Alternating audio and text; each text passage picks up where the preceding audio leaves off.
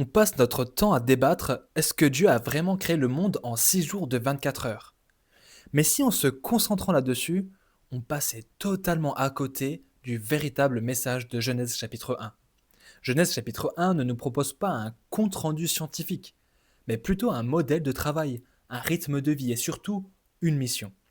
Regarde bien, les 6 jours de création sont organisés en deux blocs. Jour 1 à 3, Dieu crée la lumière, le ciel et la mer, la terre et la végétation. Pour illustrer, on pourrait dire que Dieu construit une immense étagère, le monde. Jour 4 à 6, Dieu remplit et structure ce qu'il a créé, le soleil et les étoiles, les oiseaux et les poissons, les animaux et l'humanité.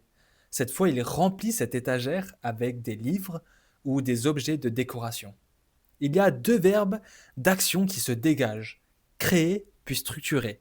Et un peu plus loin, au verset 28, Dieu donne à l'homme exactement cette double mission.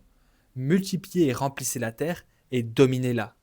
D'un côté, Dieu crée les êtres vivants, de l'autre, l'homme doit procréer. D'un côté, Dieu a structuré la création, de l'autre côté, l'homme doit dominer, c'est-à-dire organiser et prendre soin de ce que Dieu a confié. La semaine de création de Dieu devient alors un modèle de travail pour l'homme. 6 jours d'activité, un jour de repos, chaque jour suit ce rythme, une période d'action puis une période d'inactivité.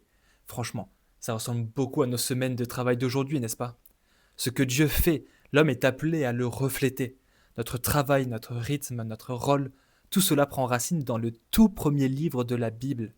Alors oui, on peut toujours débattre 6 jours de 24 heures, 6 grandes périodes, mais ce que Dieu attend de toi, ce n'est pas une analyse scientifique, c'est une vie alignée avec sa volonté.